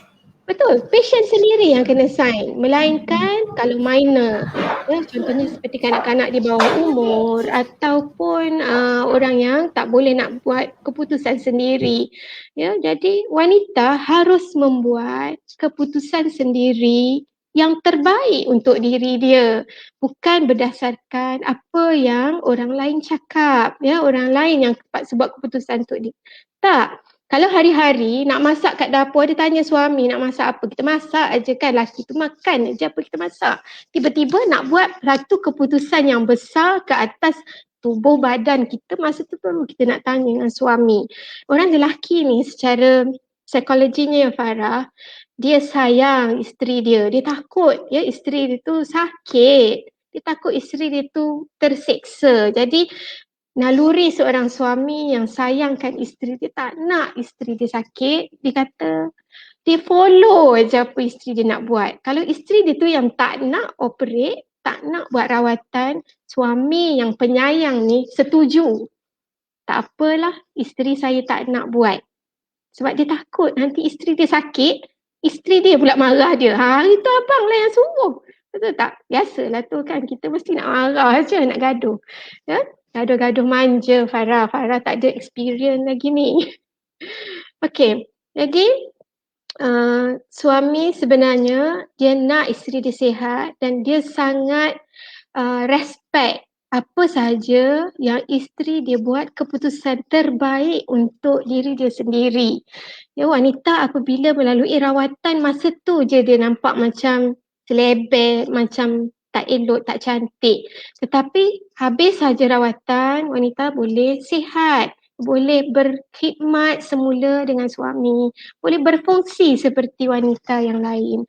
Especially ya, macam saya bersyukur Allah beri saya penyakit kanser payudara, di mana saya boleh tutup dengan baju, saya tutup dengan tudung. Kalau saya tak cakap, orang tak tahu pun saya ada breast cancer. Betul tak Farah? Farah jumpa saya first time, tahu tak saya ada breast cancer? Kan? Jadi kita tak perlulah nak tunjukkan di muka kita ni yang kita ada breast cancer. Kat mana nak tunjuk kat muka, ya? Kita boleh sihat, selepas habis rawatan kita boleh berfungsi seperti biasa. Tak ada breast sebelah, tak perlu nak pergi ke Jabatan Pendaftaran Negara, doktor bagi tahu pesakit ni dah dibuang payudaranya sebelah, tolonglah tukarkan nama kepada Sajat bin lain-lain. Tak ada. Tak tukar nama pun, tak tukar jantina pun. Ya? Jadi jangan rasa ada kekurangan pada diri sendiri. Ya, kalau kita yang rasa kurang, apatah lagi yang memandang. Suami akan nampak benda tu daripada kita punya emosi. Ya, jadi buat keputusan yang terbaik untuk diri sendiri. Untuk orang lain, contohnya macam keluarga, kawan-kawan, ya, ahli usrah lah. Ya, apa yang perlu buat? Okay? Ni kena catat ni ya Farah ya. Sebab apa ya? Saya ada 5 do's dan saya ada 5 don'ts. Ya, apa tu? Yang pertama, tolong cakap yang baik-baik dengan orang yang kena kanser ni. Okay, apa yang kita perlu cakap pada dia? Allah sayangkan kamu. Ya, macam Ustaz Abid Liu, ya. Allah uji sebab Allah sayang. Ya, jangan cakap kata ini kafarah kepada dosa. Allah nak hapuskan dosa. Macamlah orang yang kanser je yang berdosa banyak. Ya. Jadi jangan cakap macam tu. Cakap yang baik-baik. Contohnya macam berikan quotes ya yang baik-baik. Sekarang ni PKP, ya, tak boleh nak temankan macam dulu kita boleh temankan pergi ke hospital, kita boleh pergi ziarah, kita boleh peluk dia, shoulder to cry on, kita boleh salam. Tapi sekarang masa musim PKP ni tak boleh. Ada seorang yang sangat rapat dengan saya, dia hantar quotes ya, setiap hari dia hantar quotes motivation untuk saya. Ya. Jadi itu sangat memberikan semangat, sangat soothing ya, untuk jiwa dan emosi saya. Kita sendiri akan rasa kuat lepas mendengar motivasi daripada kawan-kawan. Boleh call juga untuk tanyakan khabar dan sebagainya. Itu yang pertama, cakap benda baik-baik. Saya nak share ada satu pesakit kanser payudara ni ya. Dia ini berkenaan dengan suami jugalah. Ni banyak nak cerita suami. Ada suami ke penonton hari ni Farah? Ada ke? Mungkin saya lah yang paling muda dekat sini. Yang lain semua memang dah ibu-ibu rasanya banyaknya. Para suami ada? Suami. Penonton? Para suami, okey, JK tengah check, ada ke? Okey. Ada, tapi mungkin mesti ada. Okey, dikongsikan oleh seorang pesakit kanser payudara ni. Dia kata masa dia sakit ya, nak buat pembedahan tu macam saya dululah, rasa risau. Dia tak tahu nak buat keputusan nak buang ke tak buang ke. Doktor suruh buang nak selamatkan nyawa. Jadi dia berjumpa dengan suami dia beritahu ya, abang, dia kata suami dia tanyalah boleh ke, dia kata doktor nak buang payudara ni, nanti abang sayang saya lagi tak? Dia kata nanti abang tinggalkan saya pergi cari perempuan lagi yang lebih cantik. Tapi bila suami dia jawab, tak kira lah ada ke tak ada ke, dia kata abang berkahwin dengan kamu bukan sebabkan itu ya.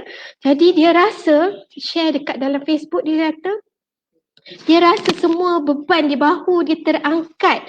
Dia rasa lapang sangat dada dia dan dia akan meneruskan rawatan dia tu. Dan dia sangat ceria. Sekarang ni dia sihat. Dia dah melengkapkan semua rawatan dia dan dia sangat sihat. Dan Farah, jadi perkataan yang baik, kata-kata yang baik, motivasi tu sangat penting. Yang keduanya yang Farah adalah temankan pergi hospital. Okay. Kalau dulu kita boleh temankan dan sekarang kita tak temankan pun tak apa. Kita temankan secara virtual dengan doa. Ada seorang sahabat saya ni, dia make an effort untuk mark dalam kalender dia, Farah. Tiap kali saya ada appointment ke hospital, jadi malam sebelum saya pergi hospital tu, dia dah hantar message dah. Good luck ya besok ya, dia kata jalan tu baik-baik, pergi dengan siapa esok, siapa yang bawa kereta kan. Nanti sebelum pergi tu makan siap-siap ya, watch your steps ya. Dan kemudian bila saya habis daripada rawatan tu, dia hantar mesej lagi, dia tanya, tadi doktor tanya apa, doktor cakap apa, keputusannya semua okey ke? Ya, bila ada orang ambil berat macam tu, apa rasanya Farah ya? Kita rasa kita tidak keseorangan. Ya, jadi itu sebenarnya boleh membantu di dalam rawatan. Okey. Kalaupun kita tak boleh ikut dia ya, cukup sekadar untuk kita bertanya khabar pun okey dah, message lah. Sekarang ni banyak kaedah kita boleh bertanya khabar dia. Okey, yang ketiganya adalah bantu untuk ringankan apa saja kesusahan yang dihadapi oleh seorang pesakit kanser ni. Kalaupun kita ni bukan doktor, tak boleh nak bantu dari segi nasihat perubatan, kita bantulah dia untuk kerja-kerja rumah, pergi beli barang ya, ataupun hantar anak di sekolah kan. Macam sekarang ni PDPR kan, bantu tanya ada cukup tak equipment untuk internet anak belajar ya. Ada seorang sahabat saya di dalam group support, dia ni pesakit kanser berulang. Baru-baru ni kanser tu dah merebak ke paru-paru dan hati. Tapi dia juga terpaksa menjaga ibu dia yang stroke dan juga Alzheimer. Jadi kesian. Adik-beradik yang lain ambillah, tolonglah ambil peranan, jaga mak tu ya. Ringankan dia punya bebanan supaya dia boleh dengan senang hati, lapang hati pergi ke hospital untuk meneruskan rawatan. Okay. Orang yang sakit kanser ni Farah, dia serabut tau dalam fikiran dia. Ya, banyak benda dia nak fikir. Ya. Jadi kita sebagai orang yang rapat ya, bantu. Dan saya sangat bersyukur ya, sepanjang saya menjalani rawatan ya, ramai ya, ahli-ahli usrah, ya, akhwat, sahabat-sahabat saya yang datang ke rumah bantu saya ya, dan juga staff saya yang bantu supaya saya tak risau lagi tentang kerja, tentang masalah di rumah, supaya saya boleh fokus kepada rawatan dan saya cepat sihat, insyaAllah. So, tadi ada berapa dah Farah? 3 ya? So yang keempat pula, pernah dengar tak ada kumpulan sokongan kanser Farah? Yang Farah tahu apa? Saya tak recognize the correct word, tapi di dalam makna ada support group. Sebab Jadi saya makna saya adalah pernah salah nampak. satu. Ya. Betul Farah, bagus Farah tahu ya, ambil cakna tentang kumpulan sokongan kanser. Jadi kenalkan, kalau kata ada kawan-kawan, ahli keluarga kita yang kena kanser, kita cepat-cepat introduce ataupun cari di mana link untuk mereka dapatkan support dengan kumpulan sokongan kanser. Ada NCSM baru-baru ni, Wanita Ikram dah hantar 2 bas peserta asnaf, betul ya? Pada Oktober tahun lalu, menghantar 2 bas peserta untuk membuat saringan mamogram percuma di National Cancer Society Malaysia di Kampung Baru. Okay, National Cancer Society tu juga adalah merupakan satu pertubuhan di mana pesakit-pesakit kanser, pejuang-pejuang kanser yang dah sihat, yang dah 30 tahun, sihat, bebas daripada kanser, boleh memberikan sokongan kepada pesakit-pesakit baru, ya. Ada PCWA, Breast Cancer Welfare Association, Cancer Network, ya, di bahagian Putrajaya ke sana tu ada Canwork, ya. Ada beberapa juga link di dalam Facebook, contohnya seperti Cancer Survivors Malaysia CSM di Kedah, ya. Dan setiap hospital juga mempunyai support group yang diketuai oleh pakar onkologi masing-masing. Jadi kalau kita kenal cancer survivor di dalam among kita punya friend list kita ada cancer survivor yang dia selalu up post Farah, ya, tentang dia punya kisah hidup. Dia sharing macam mana dia melalui, macam mana dia berjaya mengatasi masalah dia ni, dan tiba-tiba saudara kita ataupun kawan baru kita ni sakit kanser, so kita tagkan dia. Ya, kita tag, kita macam mana nak cakap, kita share tentang kisah hidup kawan yang dah berjaya melalui rawatan kanser ni, kita share kepada kawan yang baru. Okay? Jadi jangan kita introduce benda yang pelik-pelik. Orang yang dah success stories tu yang kita sharekan. Kadang-kadang ni kita suka cari Dr. Google, ya, yang macam-macam info tak benar, tak ada support dari segi kajian, yang itu yang kita nak share. Kita share orang yang dah ada success story, yang dah sihat, yang dah melalui kanser. Okay?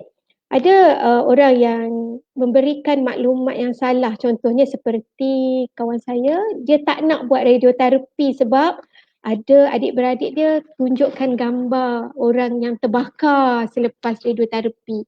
Jadi bila tunjuk gambar yang ngeri macam tu, siapa pun tak nak, ya, semua takut. Tapi kita kena tahu bahawa kesan daripada rawatan tu hanyalah temporary ataupun sementara. Selepas baik nanti, contohnya macam rambut gugur, ya, memang sedih lah rambut kita jaga elok-elok, ya, tapi waktu menerima rawatan, rambut gugur, kuku pun gelap, kulit jadi gelap, mulut ada ulcer. Jangan tunjuk gambar yang macam tu, gambar yang ngeri-ngeri macam tu. Benda tu sementara saja, ya. Nanti lepas habis rawatan, rambut akan tumbuh semula. Nanti jadi lagi lembut, macam rambut baby, kulit lebih cantik, ya. Tak ada lagi ulcer, ya. InsyaAllah. Jadi jangan bagi info yang misleading, ya. Yang kelimanya, okay, adalah nasihat yang saya nak bagi pada kawan-kawan, ya, seandainya ada ahli keluarga ataupun kawan-kawan rapat kita yang terkena kanser, adalah doakan. Okay. Bila kita tak boleh nak buat apa-apa, ya, Kita rasa macam kita nak bagi semangat, nak cakap pun kita tak pandai nak cakap apa ya dekat dia ni. Kita takut nanti salah cakap. Ya, terguris hati dia pula. Ya, so kita doakan.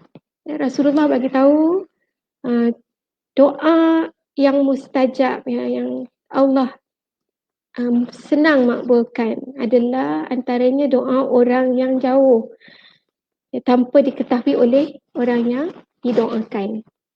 Okay. Dan tadi dah 5 pesanan, ya, tolong buat. Ada 5 lagi yang saya nak pesan, jangan buat ya Farah ya. Ada catat tak ni? Ini penting ni, jangan buat. Don't. 5 do's and 5 don'ts ya. So benda yang pertama sekali Farah ya, tak boleh tanya. Tolong jangan tanya lebih-lebih. Kenapa ya doktor kena kanser ni? Doktor dulu tak menyusu anak ke? Saya menyusukan anak saya. 3 anak saya menyusu. Doktor dulu ada ambil perancang keluarga ke? Orang lain ambil perancang keluarga 10 tahun pun tak kena kanser, Farah. Ya? Jadi doktor ni dulu banyak dosa kot. Yang itu lagi ya. Tolong jangan tanya. Okay? Lepas tu kadang-kadang orang ni dia bukan apa lah, query lah, dia nampak macam sihat je, nanti kok dia ada kat saya lah kan, macam tu. Dia nak tahu kan, tapi jangan tanya lebih-lebih. Sebab dia pun serabut, dia pun macam saya pun tak tahu. Saya nak cari punca, kenapa saya kira-kira, saya pun tak tahu nak jawab macam mana, ya? Saya pun tak tahu, saya pun heran. Ya? Jadi yang keduanya, jangan suruh pantang, Farah ya. Tak boleh makan daging. Apa lagi Farah yang orang selalu cakap kalau orang kena kanser ni? Jangan makan benda yang manis. Lagi apa Farah? Organ dalaman. Semua tak boleh ya. Jangan makan tu, jangan makan ni, udang tak boleh makan, seafood tak boleh makan, telur tak boleh makan, ayam tak boleh makan. Sebenarnya makan apa Farah? Dah lah sakit, selera tak ada, makan tak selera kan. Lepas tu mulut ulcer sebab kena kemo. Ya, kena makan ubat hari-hari. Lepas tu tak boleh pula nak makan. Lama-lama kurus, ya, immunity badan menjadi rendah. Okay, badan tak kuat, senang dapat penyakit yang lain. Kita tak ada tenaga. Jadi luka tu lambat sembuh kan. Kita ada banyak kesan sampingan daripada ubat-ubatan yang kita berikan. Doktor di hospital menyarankan semasa rawatan kemoterapi tak boleh pantang apa-apa, makan je. Ya, ni tak susu, tak boleh. Dah lah yang lain tu tak boleh nak makan. Ya, mulut ulcer, benda lembut tak boleh kan, makan kena makan yang cecair, susu pun tak boleh. Langsungnya turun berat badan 10 kilo, kurus saja. So, jangan suruh pantang-pantang ya. Dia nak jadi kawan ni, belikan makanan yang sihat. Ya? Ni nak suruh pantang tapi tak reti nak belikan makanan yang lain. Alright.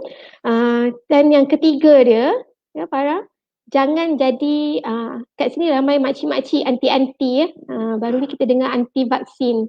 So saya nak pesan tolong jangan jadi anti hospital. Ada tak? Kenal tak siapa-siapa yang anti hospital ni?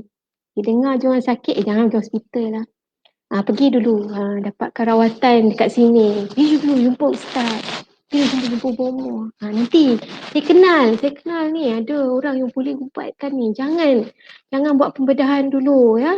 Nanti kena pisau, dah tak boleh baik dah lepas ni. Ya. Jadi misleading ya. Jangan jadi anti hospital. Jadi kita kena jadi hospital friendly. Bawa kawan kita pergi hospital, pujuk dia ya. Dan dia sendiri sakit, dia takut. Lepas tu dapat pula penghasut ya. Batu api ni best nak bagi tahu kat kawan, tak jadi kat diri sendiri. Kalau jadi kat diri sendiri macam mana? Tak. Jadi nak jadi kawan yang baik, ya, tolong pujuk ya, pergi hospital. Alright. Kadang-kadang ni dah terjebak. Bila dah pergi berjumpa dengan perawat, rawatan kampung semua ni, dia akan ada unsur-unsur yang mengatakan bahawa ini bukan kanser. Sebenarnya ini ada gangguan. Ya, ada gangguan, tak apa, kita rawat dulu. Jadi macam saya cakap tadi Farah di awal sesi, saya kata memberi masa kepada sel kanser untuk membiak lebih cepat dan akhirnya seperti kajian wanita di Malaysia lambat pergi ke hospital, bertangguh. Ada orang yang mula-mula pergi hospital, doktor cakap baru stage 1 atau stage 2. Dia kata tak apa doktor, saya balik dulu, nanti saya datang balik. Ya. Jadi bila dia datang balik, kanser tu dah stage 4 dah. Dah merebak ke tempat lain. Nak operate pun dah besar sangat. Susah untuk dirawat. Walaupun diberi kemoterapi, tapi tak berkesan ya sebab dia dah melarat. Okay. So anti-anti, ana nahnu, antunna, antum, semua tolong jadi hospital friendly. Okay, yang keempatnya, jangan bawa jumpa bomoh. Ya. Walaupun ni di hujung-hujung tapi ini adalah pesanan yang sangat saya ingin tekankan. Jangan bawa jumpa bomoh. Na'udzubillah lah, kita takut walaupun katalah sihat lepas jumpa bomoh tu, kita takut nanti iman kita terpesong. Ya, andai kata ketika itu Allah tarik nyawa kita, rugilah semua pahala ibadah, puasa, solat kita sedekah kita semua habis, hangus. Ya, na'udzubillah, kita tak nak nanti Allah laknat kita kita tak diterima amalan. Ya, tolong kongsi pahala dengan orang yang sakit ni. Okay? Tahu tak orang sakit ni kalau kita minta doa dengan dia, Farah. Doa orang sakit ni mustajab.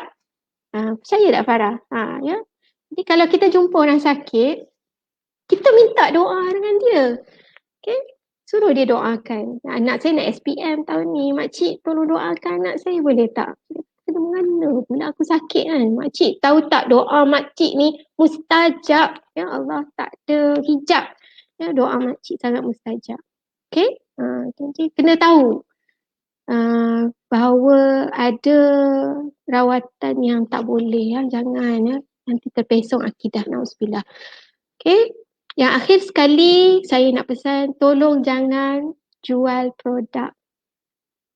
Raya, ramai ni nak join group support kanser. Sebab apa? Ada potential customer ramai pesakit kanser dalam group tu nanti. Boleh. Mesti laris punya lah saya punya produk ni. Betul tak? Jadi jangan jual produk. Orang sakit fokus kepada rawatan di hospital. Habis rawatan nanti baru boleh ambil suplemen. Itu pun perlu dengan saranan doktor, keizinan doktor yang merawat.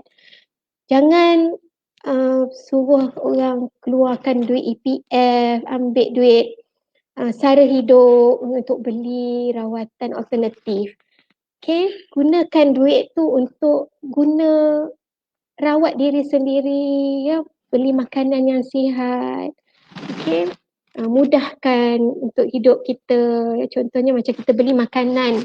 Nak masak sakit kan, penat, letih kan, tak kuat. So beli online. Suruh orang hantar. Gunakan duit tu untuk beli. Kalau masak sendiri tu memanglah ekonomi. Tapi sebabkan kita sakit, kita nak minta orang datang cleaner ke, datang cuci rumah. Itulah guna duit tu. Nak hantar baju pergi dobi. Kita nak basuh sendiri tak kuat, baru lepas operate. So gunakan duit tu untuk tujuan yang lebih penting berbanding nak beli suplemen ataupun produk yang tak tentu lagi keberkesanan dia. Okay. So boleh ingat tak? 5 please do, 5 please do not do. Tolong jangan buat. Okay Farah? InsyaAllah ya. Alhamdulillah, sangat seru, sangat bagi saya input doktor tadi balance apa nak kena buat, apa jangan buat. Jadi kalau tak dapat nak membantu, jangan nak memburukkan lagi keadaan dengan buat perkara yang tak boleh buat. Dan saya tertarik sangat dengan doktor cakap tadi bila orang tu ditimpa sakit, ni mesti kifara dosa ni mesti berdosa, orang berdosa lah ni yang sakit. Dalam kita tak sedar Allah cakap Allah nak uji orang beriman, tak kisahlah dia berdosa ke tak berdosa ke, kalau Allah nak uji sakit Allah akan timpa kesakitan tu. Jadi siapalah kita yang terlalu berminat untuk mengambil alih tugas Tuhan untuk menghakimi seseorang. Jadi kalau kita tak ada bunga nak bagi, tak ada bunga nak bagi, janganlah pula bagi syukur. Itu yang saya rasa poin doktor yang sangat berkesan, yang sangat deep lah untuk kita semua amalkan. Yelah, kadang wanita ni doktor bila dah dapat bercakap, bila dah dapat sesi anian kan, sesi membawang, kadang dia curah je semua. Dia mencurah, kadang dia terlupa. Dalam pesakit tu nampak kuat, hatinya juga hati seorang wanita kan akan terasa hati, akan kecil hati semua tu. Jadi daripada ziarah kita tu dapat pahala, terus pula ke arah dosa. Jadi semoga kita semua dapat menjaga lidah dan juga menjaga kata-kata dengan sebaiknya. Dengan kita follow tadi, doktor bagi tips yang sangat praktikal dah. Lagi sekarang ni kita dengan PKP tak dapat berjumpa, boleh virtual, boleh WhatsApp, boleh call. Itu pun dah memberi makna ya doktor. Baiklah ya, doktor, saya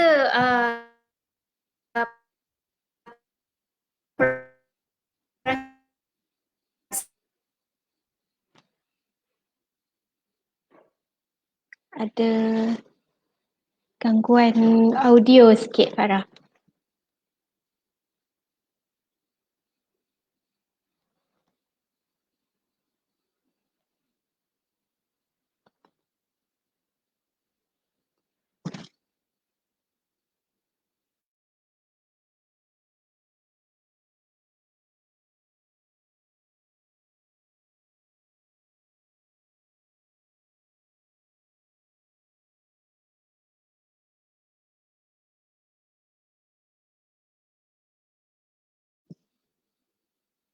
Selingan dah ya, sementara menunggu Farah dah keluar ni.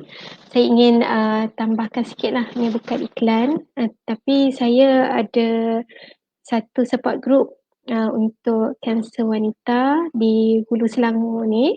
Ada lebih kurang 60 orang ahli di dalam support group saya. Nama support group tu adalah BEBS, BEBS ya, BEBS. Singkatan kepada Bukit Beruntung, Bukit Sentosa sebenarnya, tapi menyeluruh sampai ke Kuala Kubu pun ada juga ahli grup saya ni.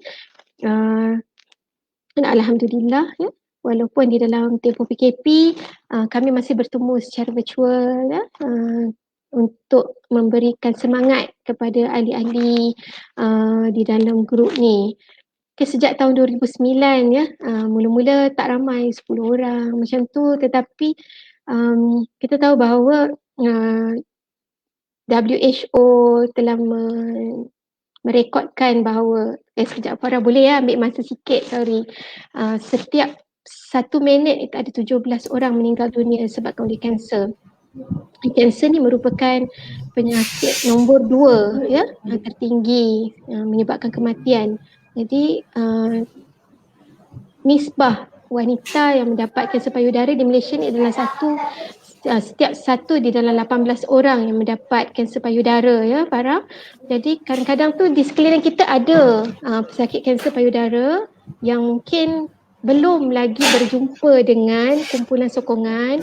Kalau ada, tolong bagi tahu saya ataupun berikan link Facebook saya, okey, supaya kita boleh berjumpa. Tak ada orang yang boleh memahami seorang pesakit kanser melainkan kawan yang pernah melalui penyakit tu sendiri. Jadi kadang-kadang bila kita nak cerita, orang lain tak faham apa yang dia rasa. Macam mana rasa kemo tu, nak cucuk kat mana, macam mana radioterapi tu tak tahu. Tetapi di dalam grup ni, dalam 60 orang ni, alhamdulillah, ya, bila tahu je diagnosis tu, kami akan berjumpa dan menerangkan, sharing.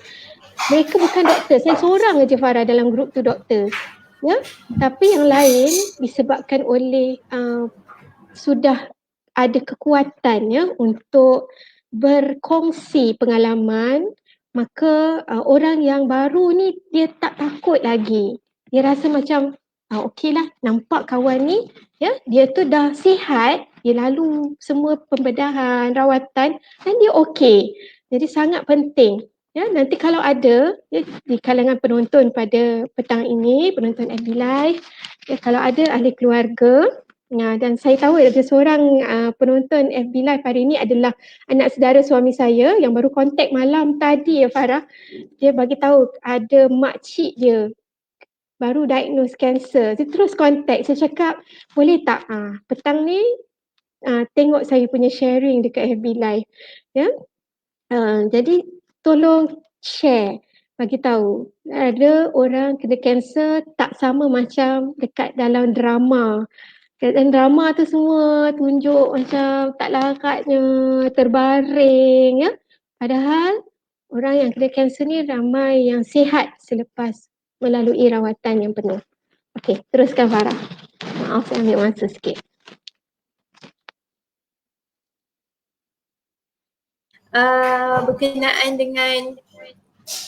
Berkenaan dengan support group, nanti doktor boleh sharekan dan nanti kita boleh share jugalah dekat Facebook Wanita Ikram Hulu Selangor di ruangan komen ni. Nanti boleh tengok balik kan, sebabnya nanti kat Facebook pun akan ada balik klip ni. Dan terima kasih kepada yang bertanya.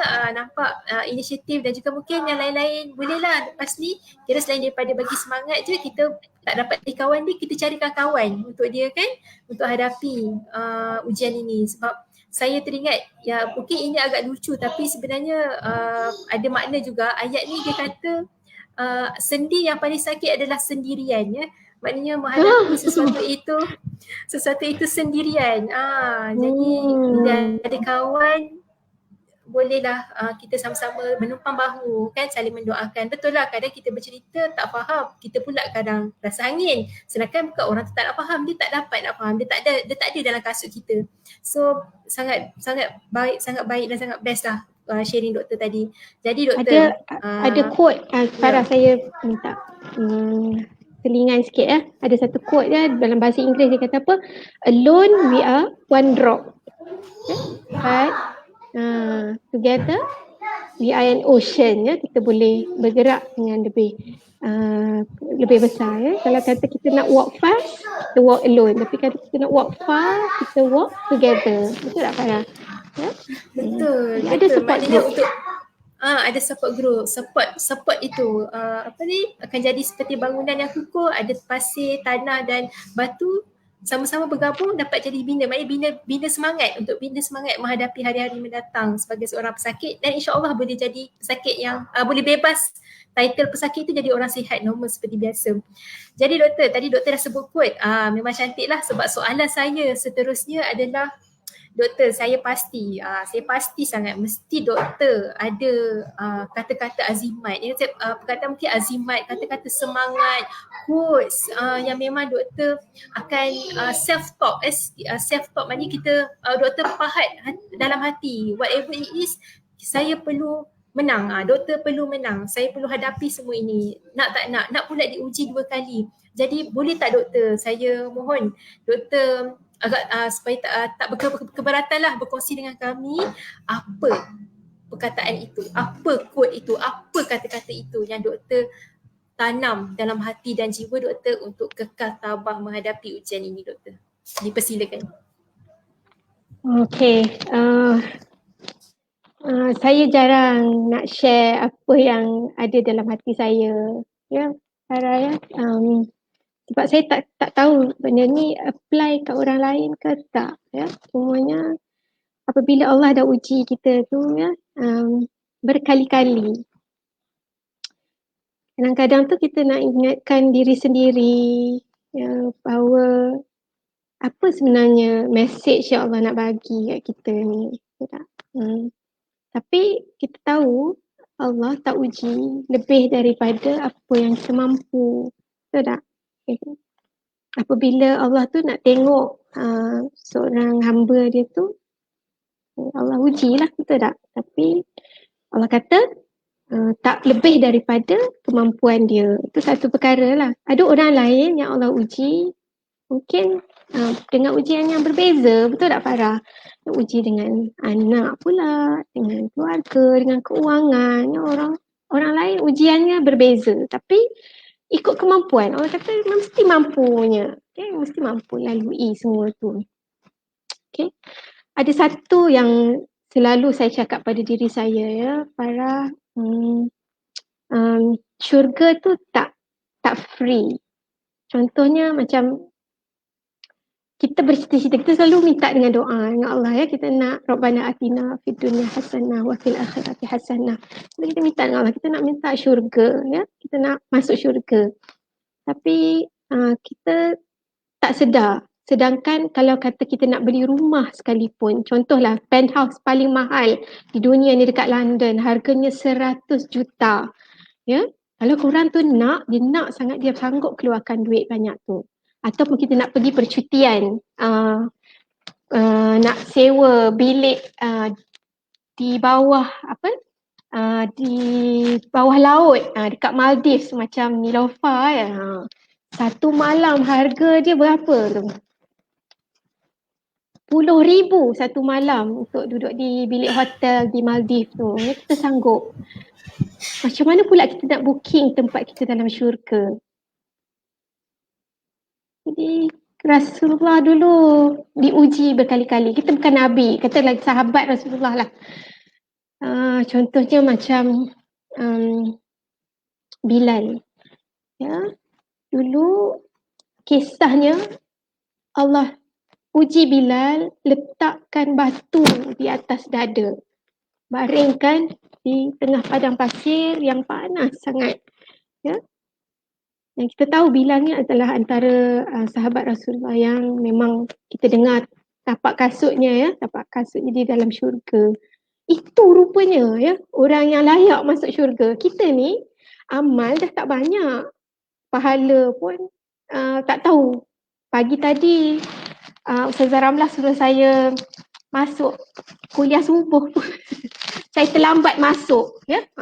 Itulah kata amal tu tak banyak. Dosa ni lagi kita tak nampak, betul tak? Kita ni dikaburkan dengan syaitan yang suruh kita menyangka apa saja yang kita buat ni baik. Betul tak, Farah? Ya, jadi kalaulah ujian yang Allah bagi pada saya tu merupakan kafarah kepada dosa, ya, dan juga untuk digantikan dengan pahala supaya saya boleh bekal nanti di akhirat, saya bagi tahu pada diri saya, tolonglah tahan, tolonglah sabar, ya, tolonglah sanggup. Sebab saya takut nanti andainya Allah bawa carry forward dosa-dosa saya nanti ke sana, di mana kita tak tahu betapa dahsyatnya balasan dekat sana yang dibayangkan oleh Rasulullah. Paling ringan sekali siksaan neraka tu bila pakai capalnya mendidih otak kita. Ya, na'udzubillah, kita pun tak tahu macam mana nasib kita kat sana nanti. Jadi saya beritahu pada diri saya, banyak mana pun Allah nak uji, buatlah di dunia ni, saya sanggup. Sebab saya takut nanti kat sana, saya tak tahu saya boleh ke tak terima. Ya, jadi di dalam satu hadis, Rasulullah ada mengatakan ujian yang bertimpa-timpa ke atas seorang lelaki ataupun seorang wanita di dunia ini tak lain dan tak bukan, ya, Allah nak ampunkan dosa, dan ketika pertemuan dia dengan Tuhan, dia bertemu dalam keadaan bersih. InsyaAllah, ya, doakan saya juga. Ya, Farah, mudah-mudahan.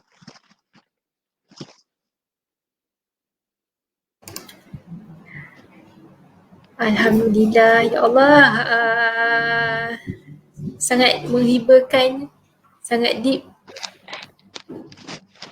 quote yang doktor. Saya kira ni bukan lagi quote lah, satu peringatan yang sangat-sangat membawa sangat makna yang sangat besar lah. Doktor bagi tahu yang nak masuk syurga bukan free. Sabar, tabah dan redha dengan ujian tu adalah maharnya untuk ke syurga. Masya Allah, doktor memang sangat tiada bahasa untuk saya ucapkan, menggambarkan indahnya apa yang doktor share tadi. Kami di Wanita Ikram Huluslangor mengucapkan ribuan terima kasih kepada doktor sudi bersama dengan kami. Petang ini doktor dah keluar dekat Nona, doktor dah keluar dekat Kaca TV dan doktor masih lagi sudi menerima undangan kami pada hari ini. Terima kasih banyak-banyak doktor. Terima kasih banyak-banyak untuk masa yang diluangkan bersama kami Wanita Ikram dan juga para penonton, para isteri, para ibu pada hari ini. Terima kasih banyak-banyak dan dengan berakhirnya soalan terakhir saya yang saya tidak menyangka telah menumpahkan air mata doktor petang ni, saya minta maaf tapi hanya niat untuk kita berkongsi inspirasi ya doktor, berkongsi kita Allah nak bagi peringatan, Allah nak bagi hidayah ni bukan hanya dari panel-panel agamawan, tidak, siapa saja boleh bagi hidayah, boleh jadi jambatan untuk kita mendapat hidayah dan inspirasi. Dan petang ini doktor lah orangnya. Terima kasih banyak-banyak doktor, tidak lokek ilmu, tidak lokek pandangan dan nasihat untuk kita semua. Dan kami di Barisan Wanita Ikram Selangor mengucapkan lagi sekali ribuan terima kasih doktor. Terima kasih Farah. Jazakumullah khairan katsiran. Semoga kita berjumpa lagi di platform yang akan datang doktor ya. InsyaAllah. Terima kasih banyak. Terima kasih juga kepada para penonton FB Live pada petang ini. Ya, insyaAllah kalau ada sebarang soalan boleh masukkan di ruangan komen. Ya, nanti insyaAllah saya akan scroll perlahan-lahan. Saya akan jawab selepas habis sesi ini nanti. Dan boleh juga add friend lah saya di FB. Ya, insyaAllah kita boleh jadi kawan. Kita boleh sharing sama-sama. Mana tahu kan ada manfaat lain yang saya boleh belajar daripada puan-puan penonton pada petang ni juga. InsyaAllah. Belajar dengan Farah ni. Banyak benda tips nak Farah bagi ni. Siapa ya Farah next panel? Ada clue ke? Clue okay.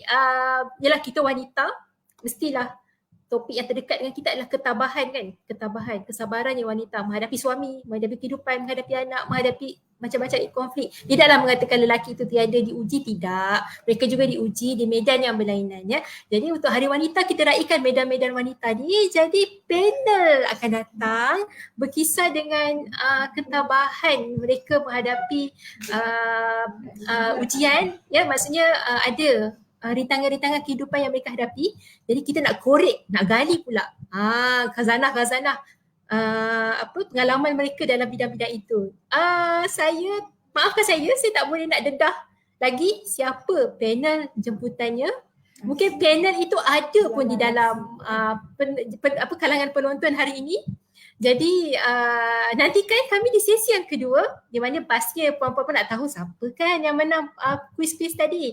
Dan saya suka saya ulang sekali lagi kuis yang sedang kita jalankan, iaitu tulislah review dan slogan apa yang puan-puan dapat daripada input Dr. Aniza Ali sepanjang sejam lebih kita bersiaran ni, supaya dapat dikongsikan dan tag rakan-rakan puan-puan di Facebook, supaya butir-butir mutiara ni bukan kita je boleh guna.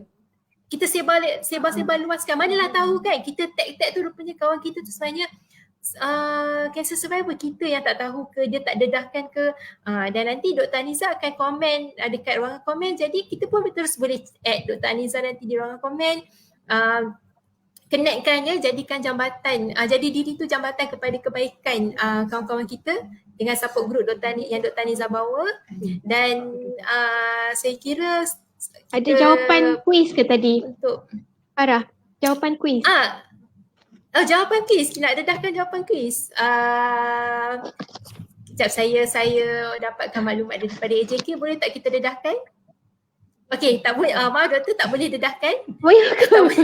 Tak boleh dedahkan. Sebenarnya jawapan tu ada je dekat poster. Kadang doktor ada je dekat Facebook. Sebenarnya kadang kita kan Hari Wanita, Hari Kanser, hari yang event acara yang besar. Sebenarnya iklan itu ada sahaja di keliling kita. Dekat Facebook ada, dekat TV ada.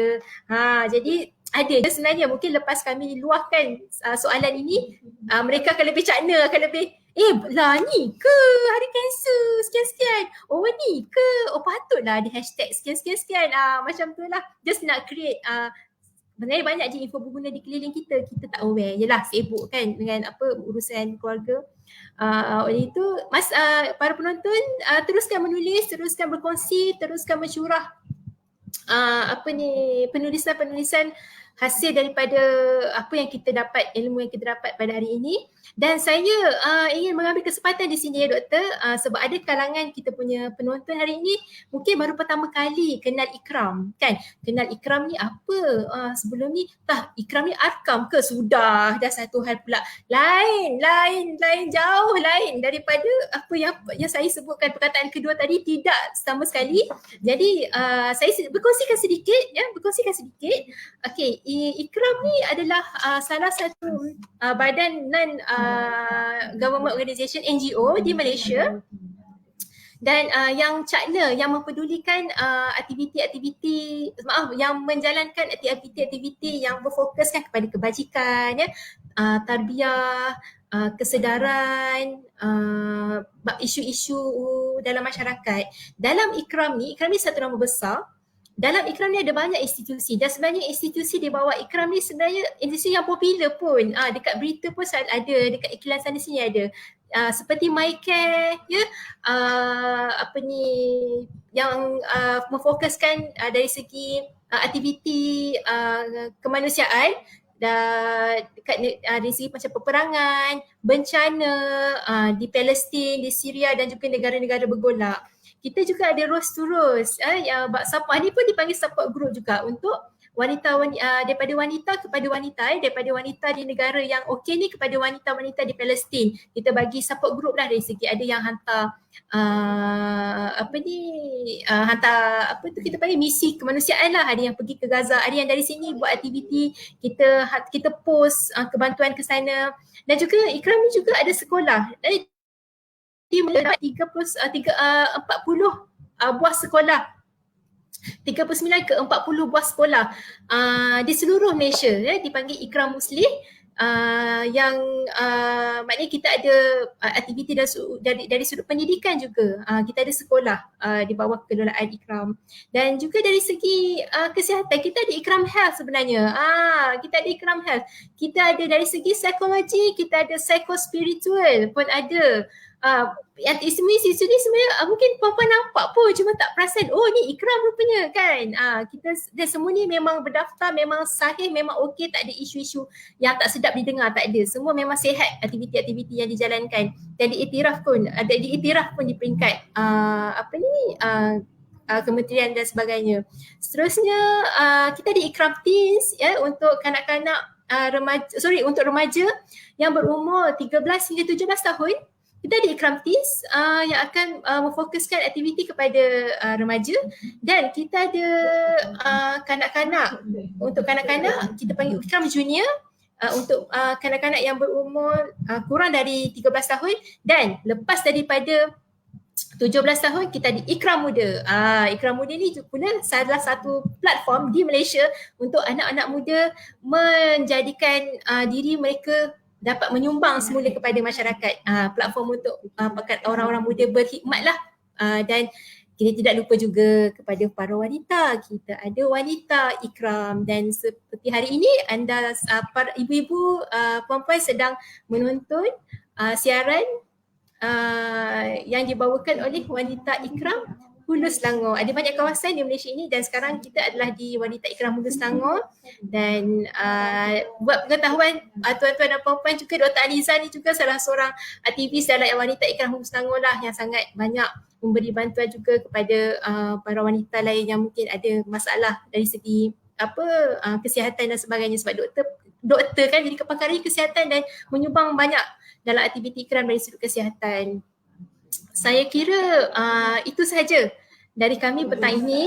Teruskan menulis, teruskan mencurah idea, teruskan berkongsi apa-apa segala yang kita bincangkan pada petang ini daripada Dr. Aniza. Kita jumpa di misi yang akan datang, di siaran di sesi yang akan datang, misi kemanusiaan kan, di sesi yang akan datang, untuk anda tahu siapakah pemenang untuk kontes-kontes ini. Dari itu sebelum saya mengundur diri, Farah, sebelum saya mengundur diri, saya ingin memohon ampun dan maaf daripada pihak penganjur dan para penonton sekalian. Ada kesilapan, salah bahasa, tutur bahasa saya. InsyaAllah Kalau ada umur yang panjang, kita berjumpa lagi. Mohon doa untuk saya lah, untuk doakan pada saya. Terima kasih banyak. Jazakumullah khairan katsira.